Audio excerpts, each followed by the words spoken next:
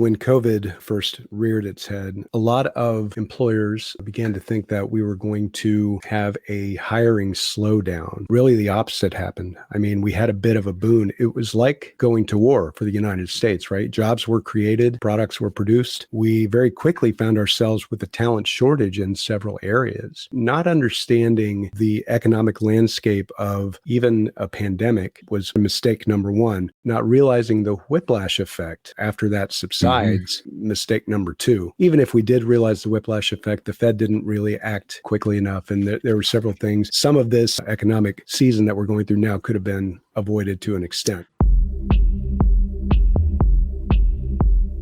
Welcome to the podcast, where we introduce you to incredible humans who share their journeys with the mission to inspire you to harness your own inner tenacity to drive your life and career forward. And now, your host, Adam Posner.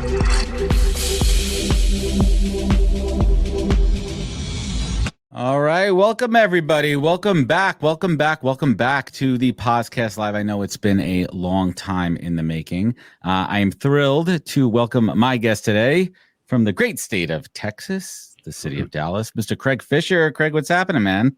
Adam, how you doing? It's great to be here. Fantastic, beautiful weather in Texas. And what a cool intro you've got there. Oh, thank you. I appreciate it. I have to update that one. That one's from like 3 years ago. Look at the pictures of my kids at the end of it. And I'm like, my kids are much older. I have a studio now, but yes, thank you. And I appreciate it. And everyone who's tuning in either live or on the replay, thank you so much for choosing to spend time with Craig and I. I got this new soundboard. I have like some intro music. So let's try this out. Can you hear this? Is that coming through? Yeah.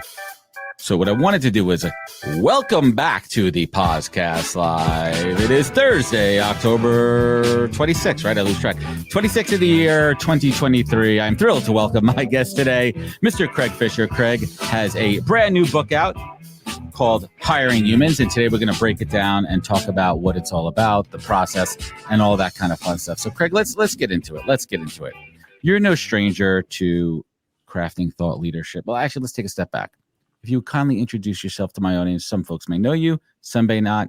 Tell us who you are and what you do best. Absolutely. My name's Craig Fisher. I am an advisor to employers worldwide on talent attraction, recruitment process improvement, technology selection and integration. I'm also an advisor to technology and services vendors in the recruitment space and HR space. And I have been doing that since 2009 when I started the first ever hashtag chat for recruiting on Twitter. He's been around the block, and we applaud you for all your efforts. Anyone who's had the privilege to see Craig speak live, I have a couple of times, and he's inspiring, a fantastic orator, and someone that I learn a lot from. We've been at the same events and just watching you speak and the way you carry yourself and really being a champion for our industry. And you've seen it all, been there, done that, the ups and downs, and you bring a really unique perspective from a couple of different ways. One, from DEI&B, from technology, from leadership, administration, and all those pieces too. So let's talk about the book. What was the impetus behind writing this book? Well, so I'm big on documenting anything that you do, right? If you can't prove it, it didn't happen. If you can't show it later, right, it's not lasting. And in employment and talent acquisition, the biggest cause of strife in hiring people is turnover in your own organization. The second biggest cause is turnover from the vendors that you work with to help you hire, engage, onboard, and nourish people in your organization. And so if you document something, then it's forever. You can pass that on to people who are coming after you to do the job and carry on the work. So I document case studies for every employer that I do interesting work with. And it just got to be a time where I had enough of the right case studies that I could tell the story in the proper order of how I do talent attraction, SEO for jobs and employers, good candidate experience, onboarding, and also engagement. There's so much to unpack here around the book, and I It's a time capsule as well, too. I wrote, right in the beginning of the pandemic, I wrote the pause course. So I wanted to get down all my thoughts and IP on how I created my podcast and how I use it as a business development tool. And it's also paying it forward, right? You're documenting and you're sharing the knowledge. But let's talk about the process for you. You mentioned that you're compiling these case studies. You're adding your insights, your POV on it. What was one of those aha moments for you during the process of writing this book? So at one point, I had gotten quite a few of my ideas down and gotten it to where we thought we had a book. It was pretty detailed and pretty long. And I previewed it to some friends that are, you would know, right? The Tim Sackett's of the world. And I got heckled, and it was pretty awesome. Private Zoom meeting. What did they heckle you on? They said you can't put everything in this book, right? You've done so much, you can't put it all here. And I realized they were right? I needed to tell this story, and this story is basically, it's kind of what I do. It's the consulting work that I do. It showcases that, but it also is a really good primer for anyone in talent acquisition at the leadership level or just getting started, to help you think outside the box. And I realized that, let's do that first. And then the principles here can also be applied to sales teams, marketing teams, job seekers. And so there may be more books like that. So I want to take a step back. I'm curious to get your take. What have you seen over the last 3 years since the pandemic started, generally speaking, in regards to talent? Where have we dropped the ball? Where have we really let candidates and internal employees down? And where have you seen, I'll pause there. We'll talk about the good stuff after. Let's talk about the good, the bad, and the ugly over the last couple of years. So initially, when COVID first reared its head, a lot of employers began to think that we were going to have a hiring slowdown, that business was going to slow down. Really, the opposite happened. I mean, we had a bit of a boon. It was like going to war for the United States, right? Jobs were created, products were produced, and we very quickly found ourselves with a talent shortage in several areas. And so not understanding sort of the economic landscape of even a pandemic was kind of mistake number one. And then not realizing the whiplash effect that would take place, after that subsides, mistake number two. I mean, even if we did realize the whiplash effect, the Fed didn't really act quite quickly enough. And there were several things. Some of this, economic season that we're going through now could have been avoided to an extent. Yeah, I would have to agree with that. I mean, for anyone who's following the timeline, right? Interest rates were low. There was cheap money out there through PPP loans and other government subsidized. And what companies did, they, to say the least, they binge hired. They absolutely binge hired, and it padded their numbers. It looked good to investors. It looked good to growth. And let's talk about what happened there. All these teams were robust, right? Like the all of a sudden people were staffed up. Things were happening for the most part internally. But what was really going on? Yeah, so we went through a period early on there where we overdosed on EasyApply, right? So Indeed made EasyApply and kind of stopped at some point giving you the ability to directly integrate to your ATS without quite a few hurdles. And a lot of employers jumped on that EasyApply bandwagon, but they didn't ask any qualifying questions in that process.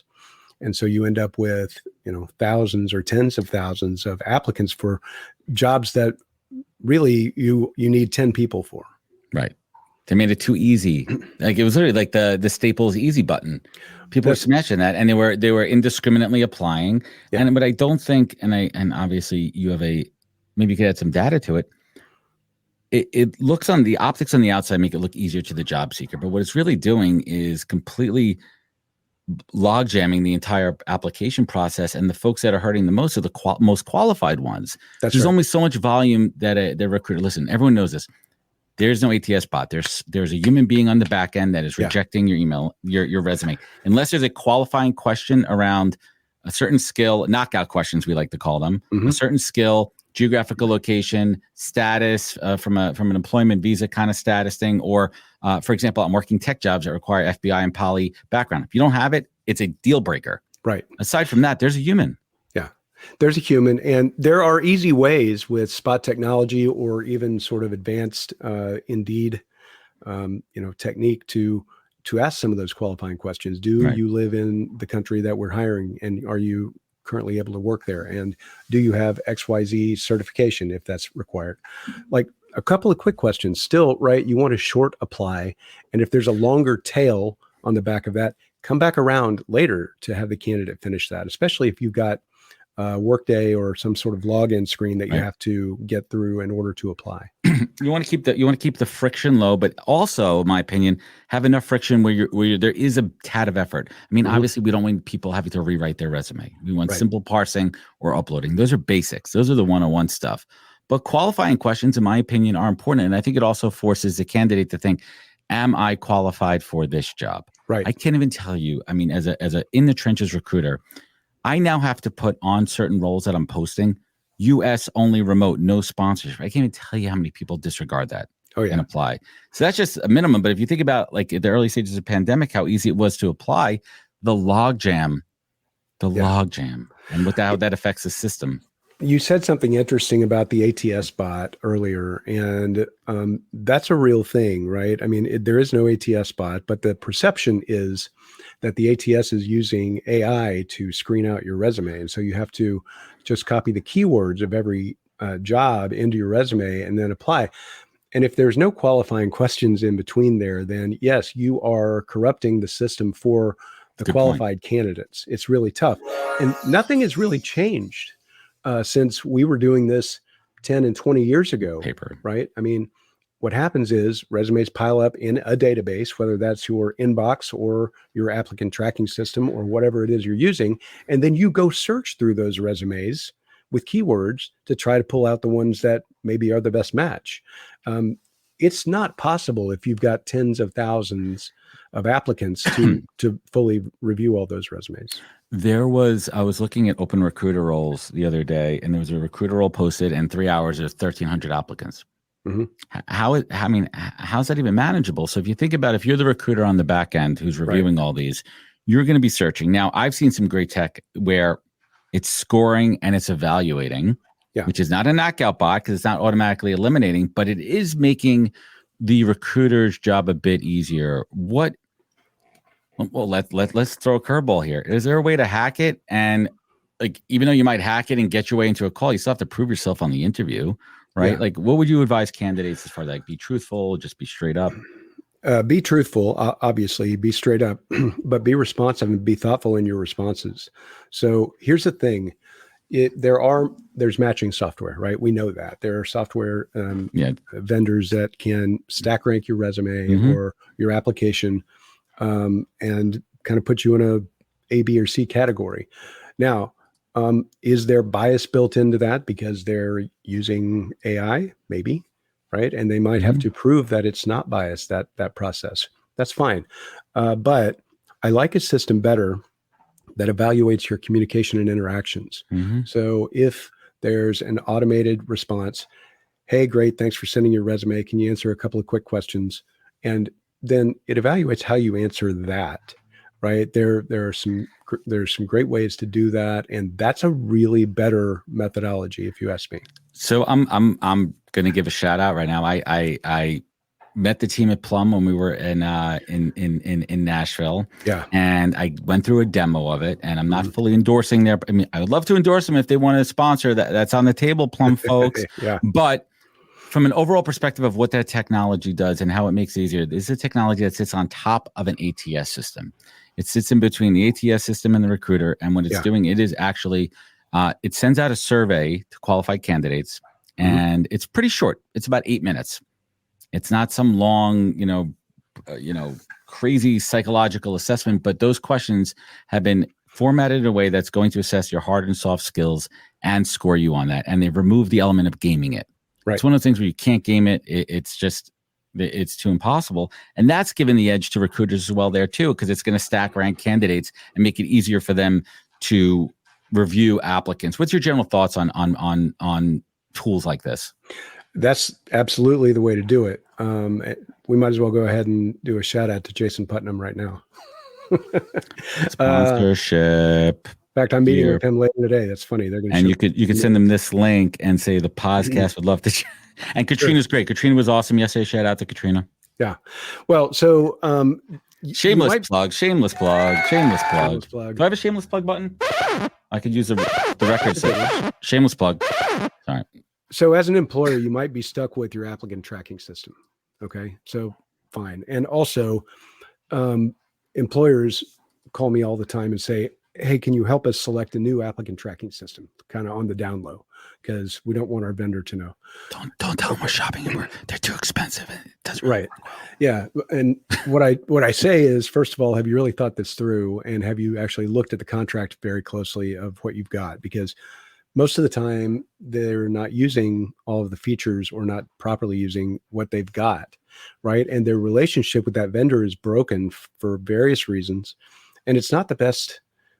I mean, whatever you're going to get that's better is not necessarily better. I mean, just going to be honest, right? It's just going to be a 9-month to a 1.5 year process. And onboarding and transferring and learning, like underutilized tools is a great point, Craig. Yeah.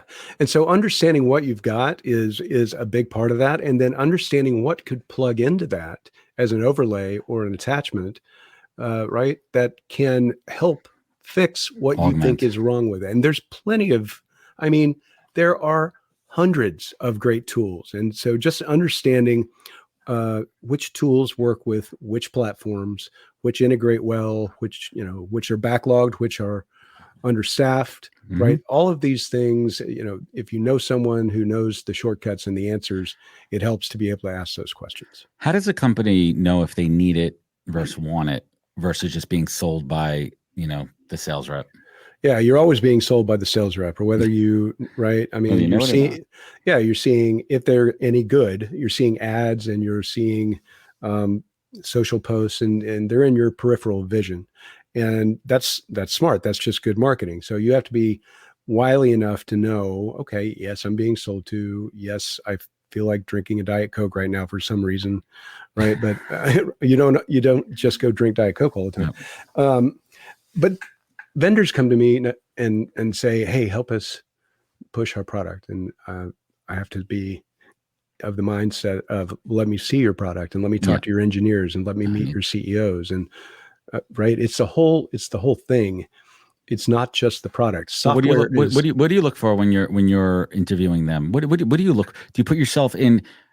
I assume you put yourself in two camps: the client, and within that, the day-to-day recruiter who's in the system, and then the decision makers in the organization from the ROI cost standpoint and the full integration, and then also the job seeker standpoint. So I'm the employer advocate second. I'm the job seeker advocate first. Okay. So job seekers, then employer, then software vendors in that order. And so I put myself in the job seeker shoes, as all employers should, and say, is this going to actually help them? Or is this just something that somebody in our organization is buddies with and is pushing on us? Yeah, they're going to get a trip to Vegas on the back end of this one.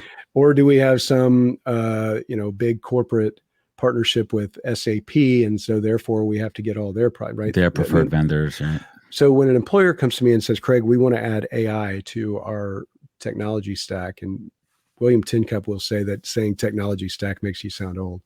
So we'll call it something else, technology system. And the first question is why, right? This is what employers need to be asking. Why? Why are we doing this? Well, we want to automate things like, interview scheduling. Okay, well, but that's not AI. That's simple automation that's been around for years. And you don't have to go pay for a platform boasting AI and lots of features and benefits to get that. That's a simple add-on or hack. And so you need to take a holistic look at what you've got and create a before and after scenario. Where do you want to be? And do you need And this is how I evaluate some of these vendors. Will you sell just this, or is it required that I Parts of it. spend the full $350,000 to get your entire platform, right? Interesting. So let's talk about the elephant in the room, AI. And I roll into RecFest in Nashville on the first day, and I take a scan around the grounds, and every vendor I see that I saw in the UK, it's their same name. They just added .ai to the end of it. I'm like, what the F? I'm like, guys, A, do you know what AI is? How are you incorporating it? How is this making a difference? And is this just some shit, we got to slap this AI sticker on here because that's what everyone else is doing? And then I go over to the booth and I start asking them questions about their data inputs. Are you just taking your current databases? What AI are you using? How are you using it? What's your take? And is it really necessary? It's not necessary. And so the bottom line is everyone is using AI in their day-to-day, right, to get work done. There is AI in your phone, right? Your phone is the most knowledgeable thing about you, right? Well, it's machine learning too. I think people overuse it too. Like, let's talk AI, what it really means, right? There's lots of components in various levels of AI, machine learning, machine intelligence. It is machine learning, but the apps that are starting to shape our lives really get to know us. Right? The health app on your phone or your watch, right? Things like this, Spotify, all of these tools do use like pretty smart AI algorithms to adjust, right? And make things more, convenient for you, right? Possibly more convenient for you to buy stuff also. But yes, it's automation, it's machine learning. Is it truly smart? Well, I mean, Elon Musk says that your phone is the sentient extension of your being. So maybe. Scary at times. Yeah. But no, not all technology for software vendors in recruiting and HR needs to boast AI. They're using it, right? Is it really part of their tech stack for building the product that they're offering?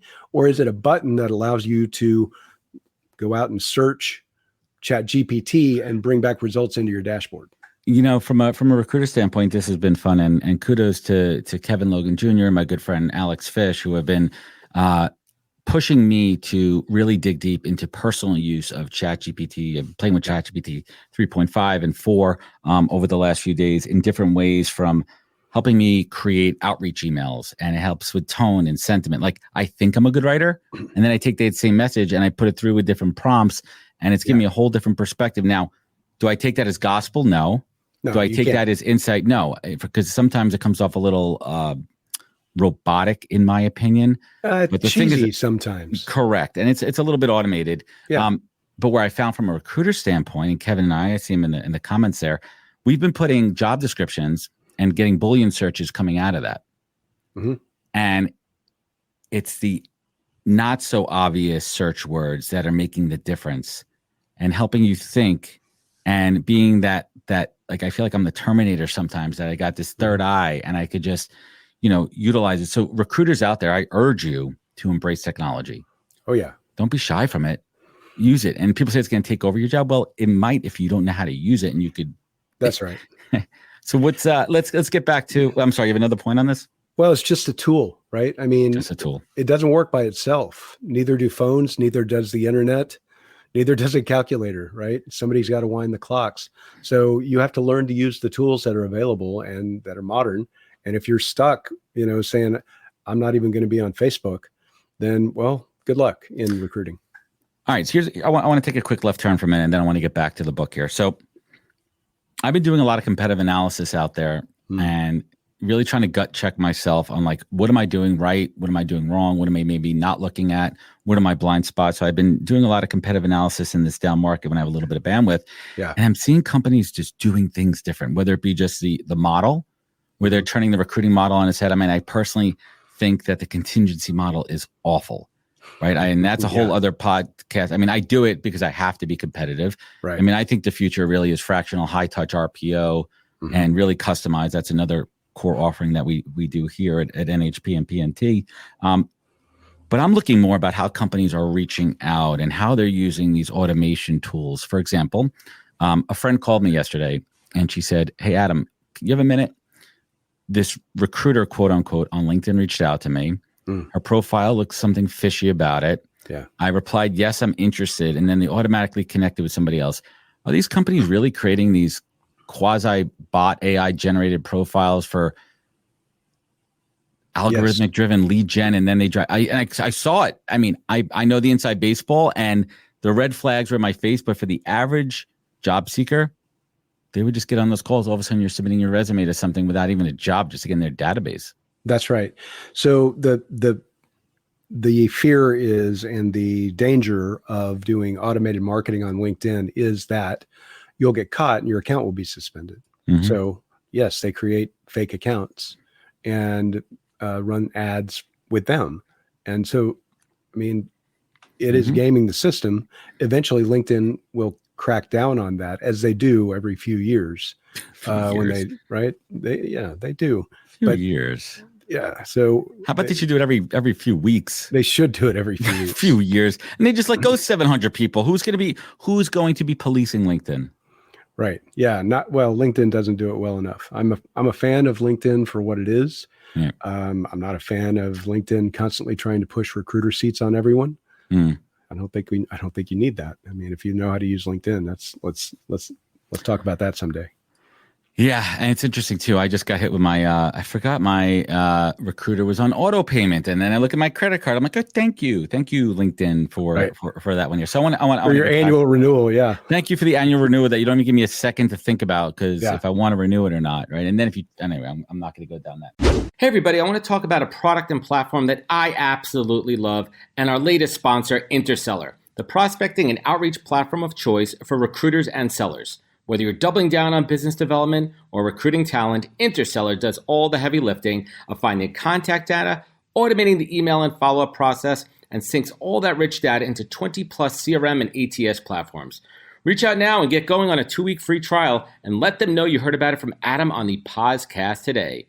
Check out the link on the website. Appreciate it. So I want to talk about the employee, the candidate experience. And as an in the trenches recruiter, I think that this is an area that has so much room to grow. And it always starts at the top, in my opinion. If the leadership cares about hiring, and if the leadership cares about the process, it's going to trickle down. Now, of course, there's different ways to look at it, because you could have, folks working at Tay who aren't great, or they do care and they're not getting the support from above. And it blows my mind how companies do not prioritize and invest in the candidate experience. And then they wonder why they can't fill roles, and they wonder why there's attrition in their organization. Right. I'd love your perspective here. So in my opinion, we unpack our fancy new machines, right? Our applicant tracking system or CRM, whatever it is. And we think we can set it and forget it. And we don't take enough time to customize the messaging and the timing and all of those things that come out of it, out of the box, right? And so when you're an employer thinking about candidate experience, you've got to apply to your own jobs first and foremost. Apply to your job and note the things, not just the technical things, but the feeling, the messaging, the tone, right? The tone, the messaging, the timing. How long does it take?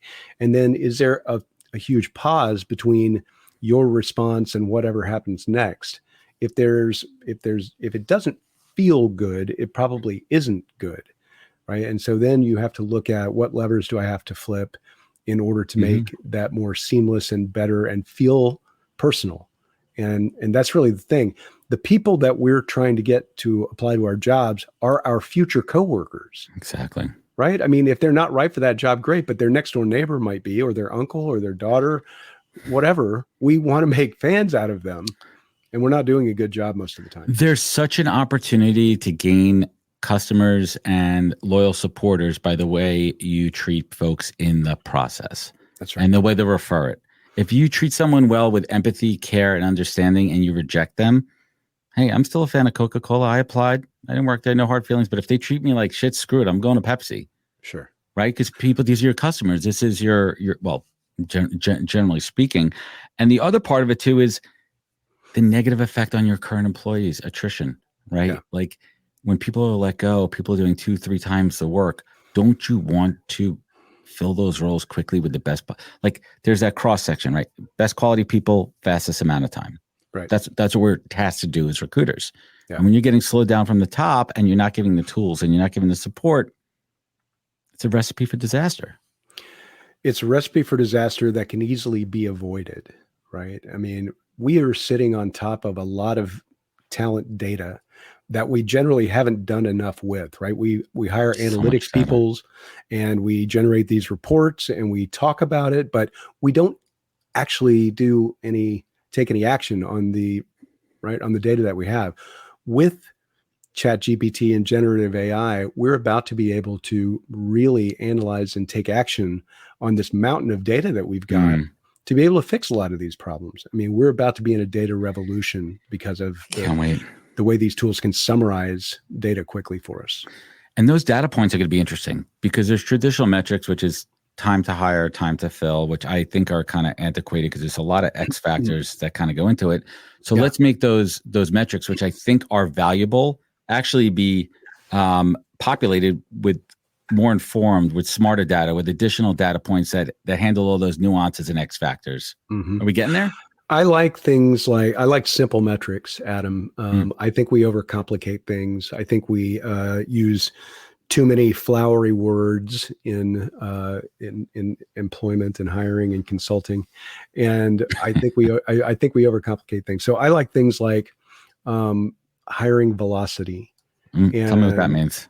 So that means, right, are you able to hire enough of the right people quickly enough, right? And so if you think about things like time to interview versus time to fill. Pause on that for a second. Yeah. Time to interview is such a critical metric from the time someone applies to their first interaction to the second one to that whole system of variances between stages. That's a critical metric. Critical metric, and cost per interview could be also a very good critical metric, because what happens at the recruiter level, you're responsible up to the interview part, right? Once you get the interview set, then the rest is sort of up to the hiring manager or whatever comes after that. Now, you may be responsible to go back and finish closing that person, and you should be closing that person all along. Always, but getting the right people, right? If they've got an interview, then they're the right people, right? Or at least they're close to the right people.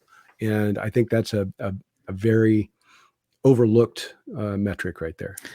It's almost like you're a baseball guy. Are you Rangers? You're a Rangers fan. Congrats. You got a couple of my Mets in there. You know, you got Scherzer, DeGrom, you got my old guys. Yeah. Scherzer's useless. I mean, the guy can't win in the playoffs, so you're happy to take that salary. And I think he's great. We got some nice prospects for him, so thank you for that. And you're welcome. But I got no skin in this game, in this World Series. Yeah, I really don't. I like the scrappiness of Arizona. I always kind of root for the scrappiness there. Yeah. I got nothing against the Rangers. We'll sit back and watch that. They beat the Astros, Adam. That's all you have to know. I hate. Right. Hate. Going back to, I'm a Mets fan. My earliest childhood memories of the 86 playoffs and World Series. Mike Scott with that split finger his split finger and the cheating. And it was just, two seams. Yeah. It's just nasty. Okay. The metric that and I bring up baseball for a reason, because there's a metric I love in baseball called WAR, wins above replacement. Right. And that's kind of a quality to hire metric. Yeah. Which is interesting. If there's a way to match the person that left versus the quality of the hire, and how good is the team upskilling and upgrading the entire team? Like, let's do a little sabermetrics mindset into hiring and recruiting. So this goes back to my point about documenting things well, right? As recruiters, as business people, as employees, whatever, you should be documenting every good outcome and how you did it. Okay. And so that the person walking into your role when you leave it has a really good roadmap on what was successful and how did we do it and what should we keep doing. And we don't do enough of that, right? So onboarding is like, hey, watch all these videos and we'll talk to you in 3 days. And You're lucky if you get a computer these days. Yeah, yeah, and maybe you get a buddy that's going to help you get oriented with the company, and but nobody says, "Hey, read these notes from the person who just left." I mean, that rarely happens. I've never seen somebody leave a love note, right? Yeah. Like it doesn't happen. People don't document the process. Yeah, no, they don't document the process well enough. And I mean, proactively, a lot of people who have been leaders and managers will write sort of a journal of, what's happened, right? It's your Kanban or whatever. So, but I don't think it's universally accepted as a best practice. Right. I mean, we could sit here and nitpick the job process all day. And I think that a lot of the trash talking of the process from candidates on LinkedIn is warranted. Yeah. I think there's a lot of companies that have broken I think my opinion is if you actually strip away a lot of the nonsense and done in a vacuum in an efficient way, the current process isn't terrible. Right. How are we supposed to evaluate someone's history? Now, I always say like use it as an indicator, but it's not a predictor. Mm-hmm. Right. When I'm looking at a resume, but how else are we supposed to review somebody? How else are we supposed to say if someone's qualified on paper from a skill set perspective for this role versus just having conversations with 100% of the people that apply? There has to be an indicator. What are some of your thoughts about the future of career skill identity in the future and how that's presented for future roles? So it's interesting. Jets and shits, man. Yeah, you talk about skills-based hiring, and that's a big topic right now. And so that kind of overrides work history, right? So if you've got these skills, you should be hiring based on skills, right? Great. I'm not sure I 100% believe in that. But what I do believe in is quality of work, right? So what? You were only at one place for 6 months. Great. What did you do there? What did you do there? I asked that question to Bozeman St. John. She said the same thing. I said, does it matter? You're only at Netflix 1 year? She goes, well, what did I do there? Right. Yeah. And there are people, so there are a few different types of employees you can hire, right? You can hire a ringer that is someone you need right now. You can hire a player that is someone you're going to want to keep long-term, right? Or then there are B and C players that are there for different roles. But if and look at the job that you're hiring for. Do you need someone that could come in and be this contract hitman or woman and fix this mercenary type of project? So if that's what you need, yes, you're going to have someone that's got 6 months here and 3 months there because that's what they do. Mm-hmm. You can't always judge it based on timelines. You need to say, what did you do when you were there? What impact did you make in that organization at that time? I mean, the worst one I see is hire for character, train for skill. Yeah. And I say you're missing the big caveat on that one. Assuming that they have the skills unnecessary, like your doctor, you want to have a medical degree, right? It's an extreme analogy, but it's true. Yeah. So what have you seen as far as innovations? Well, let me ask you this. Let's kick it back. When you're interviewing somebody, assuming by the time they get to you in the interview process that they have the core skills necessary for that position, right? In a 45, 60-minute conversation, what are you asking to ascertain skill, values, and character? Tell me about yourself. And I shut up. And I mean, right? You can't ask specific questions about their religion or are they married or they have kids, and right? That's tough. You can't do that. So an open-ended question is the best way to get someone. And how good are they at it, right? That requires someone to dance and to have a story and to be able to communicate well. And it's difficult. How do we remove, I mean, in this day and age, in 2023, us as recruiters and talent professionals need to be mindful of diversity, neurodiverse, introverted folks that, I mean, listen, an interview is better or worse. You're on a stage, you're performing. Yep. And that's what the process is for most jobs. I mean, I think certain technical roles, you could avoid some of the, if you don't have to be front and center people, you're not judging on that. But in this day and age, you're handicapping a lot of folks. I don't like that word. You're limiting folks' abilities who might have certain, issues. So I believe that some of your recruiting team should be trained, right, to level the playing field for those folks. And it's very important because a lot of these workers, employees, coworkers, right, whatever you want to, they are our partners. Mm-hmm.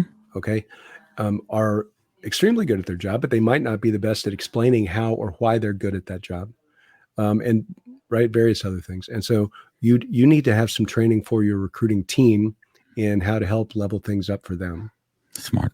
It's about, that comes back to DEI and B, right? Mm-hmm. Like, how do you tie in your HR teams into that? A quick little anecdote, and I never really talked about this. One of my most interesting and challenging interviews early on, I was working at an ad agency, and it was a copywriter position, and the candidate pinged me beforehand and said, I am almost 95% deaf.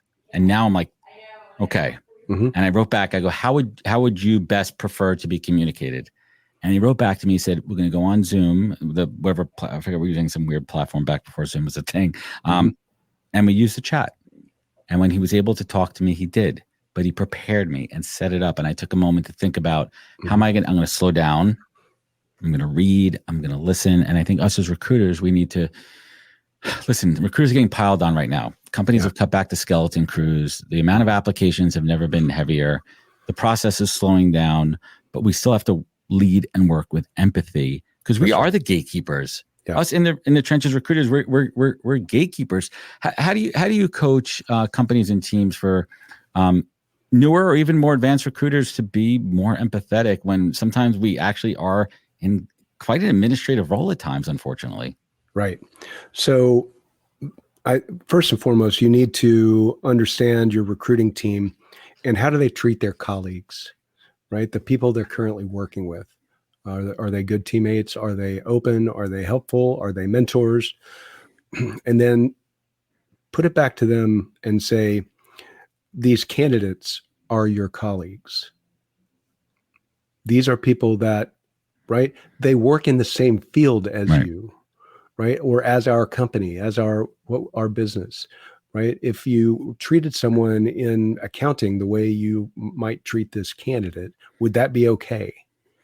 Because that person, whether right currently they are a fit for this organization or this role, that can change. Yeah. So the whole theory, and one of the best features of a tool like Eightfold, is it looks at an employee's background, because you get, what do? You get a resume when an employee comes into your organization, right? You get a resume when an employee enters your organization, and then 5 years later, you don't have an updated resume from them.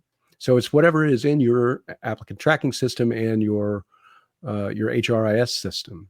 And that's the information you have. So there are tools, right? Seek Out does a good job of it. Eightfold does a good job of it. It says, that's a sponsorship button. Okay. That says, this person after 5 years should by now have these skills and possibly these certifications and might be a good fit for these jobs in your organization, right? And that's the type of sort of attitude we need to have towards candidates that aren't necessarily currently a match. Say, listen, we would love for you to join our, I don't like the word talent community, but join our, our work community and keep us up to date on your progress, because we'd love to know if there is a future fit for you here, and just keep in touch. Communication. And God, I mean, I've been having this conversation with a lot of people. When we go back to data, Craig, the sheer amount, if we're talking a large, somewhat enterprise size organization, let's just say it's a 5,000 person company, and you could figure out back in napkin how many active roles there are, how many applications. Out of all those applications, how many get through we're talking a funnel here now, get through the interview process, get to a final round. And final round usually comes down to a couple of candidates that are all qualified, and it comes down to a couple of factors. Companies have such a database of qualified candidates that they've invested time and money into screening that there's other options for them. I've been talking to a couple of companies and ideas about how do you take these pre-screened resources and funnel them into other opportunities. And that's part of the candidate experience. Say, hey, you're not good for this role, and I'm paraphrasing, but if you're interested to opt in here, here's a job board of 10 other companies that might be a good fit. Yeah. Well, and think as an organization, who are the companies that we partner with? We're not competing with them. but they're our Right. partners, right? They're our accounting firm, or they're our Mhm. vendor for X, Y, and Z. They are, right? For a lot of these white collar jobs, and even a lot of the hourly jobs, there are applicable, even maybe better roles in some of your partner Another organizations, company. right? And there are a few applicant tracking systems that kind of take this as the basis of their universe of candidates. Hmm. So they say, all right, well, this candidate applied here. We're going to push potentially other good roles to them through our network or universe. Now, there's good and bad things about this. A lot of employers say, hey, that's my candidate. You know, It's I such don't a want anyone closed else to have them. mindset. It's But not yeah, it's kind of nice. an old school Right. Pepsi. I 1990s. remember, like, right. That's a story. Like Pepsi Yeah. would like hoard all their can. Like, I mean, a big thing with Facebook early in the day, the stories of them hiring people and Google just to keep them and not even have anything to do. Right. Yeah. Oh, Real absolutely. stories. Yeah. They want to No, protect the talent. that's a real thing. Crazy And shit. yeah. Yeah. Well, and I'll take that job. Please hire me, and I don't want to do anything and just give me a paycheck all day long. yeah, then you just go post things on Reddit all day. No show job alert. So let's talk about transitioning from no show. What's Craig Fisher's hot take on work from home, remote, in the office? What are you seeing? There's your open-ended. Tell me about yourself. I want to hear your point of view here. Wait, do we need some theme music? And now Craig is going to tell us his thoughts on work from home, return to office, POV. Thank you, Adam. Employers want employees in the office because it's a control thing. So, I mean, that's the bottom line. You can't control your employee population as well if they're all remote. So it's a control thing. And we're going to have to, as employees, suffer through some of this. But where we will end up is not 100% back in the office. It'll be a blended work environment with some work from home. I mean, it's definitely going to be hybrid. And the work week will change because of this. We already see that office real estate is changing. And let's not make the same mistakes of the past, right? I mean, so we get one report that says, oh, people aren't as productive from home, after we've had 100 reports saying they're more productive from home. And we take this one report as now the gospel, which that's not accurate. I mean, you and I both know that we get more done from the house than we ever would from an office because of the commute, because of people walking in your office, because of, you name it, any number of things. I will counterpoint on a couple of things here. First of all, whenever we're talking about return to office, work from home, we're obviously talking about jobs that can be that. That's right. Your surgeon, your mechanic, a lot of blue collar roles. You have to be physically doing it. That's kind of a requirement. Yeah, it is. You have to be there because that's where the equipment is. I mean, I have a couple of it's interesting because from a creative perspective, from the agency world where I come from in recruiting, I've been there firsthand, and I see that in-person collaboration, that energy, that magic comes in a creative space, in a creative environment. They've tried to replicate it. They've done a decent job. I had Kat Cole, the CEO of Athletic Greens, on the show, and she said, we've mastered it. We're really good at this remote thing, but we do pay a remote tax. There is a certain percentage that we pay from a creative efficiency, productivity standpoint, because here's the truth. Let's be honest. You and I, as upper middle class white males living in suburban areas, probably have a good physical space to work in our home or something else that we could utilize. There's a lot of this population that does not. They're stuck at home in small apartments, lots of kids, pets, animals, things that don't make it, or maybe rural areas where they may not have internet, or who is productive sitting at a kitchen table all day versus our nice, comfy offices. So I just think, and it's no knock on you, I just think it's a bias that we have to at least be mindful of, that some people are. My wife, for example, she is insane. She's not productive working from home. Now, albeit her commute's 12 minutes.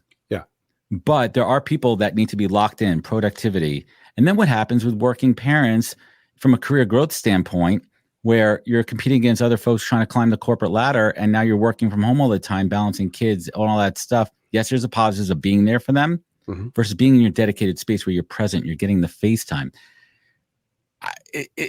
There's no clear answer in my opinion. I think I like the FaceTime argument very much. There's components to it. There's plenty of components to it. Right. But what I see is more often than not, and I've had fancy corporate jobs and I've led global teams, and I would go to my office in a fancy building, Yep. right after my fancy commute, and go into my space and Shut the door. And get on my computer and have my meetings because I've got a global team, right? Or even if it's someone that's just down the hall or on another floor, you're doing the same thing that we're doing right now most of the time. Right. And so that ability for FaceTime, those Friday afternoon happy hours that you have in the lunchroom, they don't exist much anymore, to be real honest. And you know what? I've been polling my suburban tribe of working parents professionally for the last couple of years, and I got to tell you something. A lot of folks are really enjoying. Well, for me, let me bubble back up. I've been preaching this. It comes down to companies offering choice, trust, and options. Right. Here are your choices. I trust you to do your job anywhere, and here are the options. If you want to come to the office, it's open. If you don't want to come in, you don't have to. Maybe there's core working hours, core meetings, and we all have ideas for that. But a lot of folks at this point, they enjoy going to the city 1 or 2 days a week when it's not mandatory. Absolutely. They have a choice. Yeah. I want to get the hell out. I want to get out of my my athleisure, Lululemons I've been wearing all day long. I want to go to the city. I don't mind taking that train because I could catch up on a podcast. And I like being around my colleagues. I like feeling like an adult and not just a big kid who has a job to do. And they like that. The problem is, and you were alluding to it earlier, are these mandatory return to office. I mean, who was it? Nike just announced they have to return 4 days a week. Zoom. I mean, bro, you guys invented this shit. Yeah. It's crazy. Is it also maybe a justification of real estate expenses?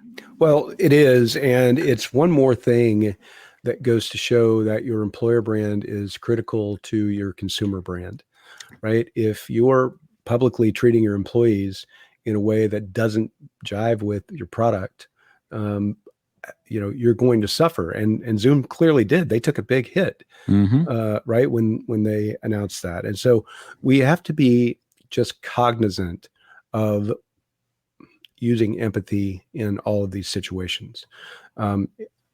Full-time in the office is not for everyone. Full-time at home is not for everyone. Right? Somewhere in the middle is the balance. And that's going to be somebody's job. That's a whole new career now to figure that out. I will not be signing up for that job. I will not be easy applying for that job. So I want to spend a few minutes before we bring it home here. And we're coming up to the 2:00 hour here on the East Coast, 1:00 in Central Time. And I can't do the math for Pacific. That'd be 11 a.m. Central. Thank you. Pacific, sorry. Adam. Thank you. There we go. I want to talk about employer branding for a moment here. This is something I see Joel on the call and others. Yeah. Attracting talent. What are you seeing out there, the good, the bad, and the ugly? Yeah. So what I find very often with employers who have a really strong consumer brand or corporate brand is that 90% of the time, they don't take the extra effort to have a strong employer brand. There are some fantastic counterexamples like Estee Lauder and some of these companies that really go above and beyond to showcase what it's really like to work inside the organization and show their employees online on a regular basis, to show a day in the life, highlight them. It's employee of the week all the time there. And I absolutely love that approach. And I think in the future where, right, ghosting goes both ways, the employers that have an authentic and transparent culture that they showcase to the outside world on a regular basis through their employees are going to win. And they're doing it on LinkedIn. I mean, the companies that empower, I've seen so many, look at, there's some amazing folks on LinkedIn who are representing their companies out there and showcasing them in an authentic way. Yeah. It's not forced. It's not an advertorial. They're doing it because they're empowered and because they want to attract. There's no better tool to attract new employees and current employees. That's right. There's nothing better. You don't need to hear from the CEO. You need to see people loving their job, It's incredible. You know, I see Darren McKee, like we was talking about with his company and what they're doing there. The folks over at Beehive, what they're doing there, the employees are empowered. Yeah. And it's a beautiful thing to see. And that's also thought leadership, right? You're putting yourself there as thought leadership. Like, I want to work for her. I want to work for her because she just went up there on LinkedIn and she put up a whole thing on X, Y, and Z topic that's relevant to me. That means a lot. I align with what she's saying. I align with her values. And I would love to work at a company like that versus just reading some bullshit job description and benefit bullet points. That goes back to my 5-to-1 give to ask content ratio. Well, what is that, Craig? Well, Adam, glad you asked. When you are asking your employees to talk about work and talk about what they love about the company and their job, don't just give them job descriptions to post out and ask people to refer applicants to. That's just asking all the time. And that's no way to build a network. And it's no way to empower your employees and help them to grow their networks. So give them interesting and helpful, funny, and or entertaining things to post 5 times for every 1 time you ask them to post a job out. There you go. There's your pro tip here. So let's bring it home here. This has been fantastic. And one last point just to give the whole life cycle here is retention, employee retention out there. Well, listen, I think right now people are sitting tight. I think they're sitting on their hands. There's a lot of uncertainty out there in the economy, the world stage, politics, drama out there, which sucks for us recruiters. In most fields, aside from churn is low. That's right. Churn is low right now. People are historically this time of year, a lot of folks are waiting to the new year from some people are bonus eligible. Some people from an optics perspective like to see the calendar year. It's a real thing. Like, I'm not going to start a new job till 2024. But retention and companies kind of mitigating fear about the economy. I mean, what's your finger on the pulse here? So if you are doing those things that we just talked about and engaging your employees in part of the process of attracting great new people, that is one of the best things you can possibly do to aid in retention. Make them part of the process and advertise to them, right? The great things about your company on a regular basis. Don't just advertise to the outside world. Make sure that your leaders and your employees are also seeing your efforts to talk about what a great place it is to work. Absolutely. I love it here. So, Craig, let's bring it home here. Tell us who the book is for. Who should be picking up this book? Who should be putting in their stockings for Christmas and Hanukkah and Kwanzaa and all the other holidays out there that I'm not purposely leaving out? Yeah. So really any business that wants to grow their organizations with kindness and empathy, this book would be great for. Hiring managers, talent acquisition leaders, HR people, job seekers even. There's plenty in this for job seekers about branding yourself and getting yourself on the radar of the people that you'd like to do work with. And then certainly recruiters and your friends and family, they'd all love it. It's fun. And it makes a great holiday gift. And Craig, where could folks get this book? Hiring-humans.com is where to find this book. Hiring-humans.com. I'm going to post this all up in the show notes. Craig Fisher, I want to thank you so much. Wait, World Series prediction? Rangers in 6. Rangers in 6. You heard it here first. And if you're listening live, thank you so much for joining us and spending your lunch hour or your brunch hour, depending if you're on the West Coast. We appreciate your time. Craig, I appreciate you and your knowledge. We're going to link up where to buy the book in the show notes. Craig, where else can folks find you? Where could they connect? Where could they learn more? I am at FishDogs on Twitter and Instagram. You can find me easily on LinkedIn or just do a Google search, Craig Fisher and the word recruiting or talent or anything like that. I'm everywhere. And there you have it, folks. Tim Friedman, thank you for the kind words below. Remember, everybody, you can find out more at thepodcast.com. Follow us on all the social media channels. Remember, take care of each other. Look out for one another. Be good to each other. Be better to yourself. Be good to yourself and be better to others. That's the way that one goes. Gotta work on that. I do. And everyone out there, enjoy your Thursday and catch us next week for another great episode of the podcast. Take care, everybody. Hey, everybody. First, I'd like to thank you all for spending time with me and my guest on the podcast. This show is my canvas to showcase amazing people from the world of recruiting, entrepreneurship, and leadership and unpack their career journeys for everyone to learn from. But this show is also a business generator for me, as well as creating thought leadership and endless amazing content. And I've taken what I've learned in the past 3 years and over 200 recorded and 100 live shows and distilled it down into a digital playbook that I call the Pause Course. Now you could learn how I build, manage, and produce the podcast and use it to drive real business development and relationships. Today, I'm sharing all of my secrets behind the podcast, and you can get it all at thepausecourse.com. This course is for anyone, whether you're starting out or an advanced podcaster using it for B2B and B2C. It's filled with all of my insights, learnings, tips, tricks, and templates. So get it now at thepausecourse.com and learn all my secrets. Thanks. Wisdom is forever, but for us, it's time to go. Thank you for joining us. Luckily, we'll be back with our next episode soon, jam-packed with more incredible humans. Thank you for listening, subscribing, and sharing. To join the conversation, search the Pausecast on LinkedIn. And to catch up on past episodes and more info, please visit www.thepausecast.com.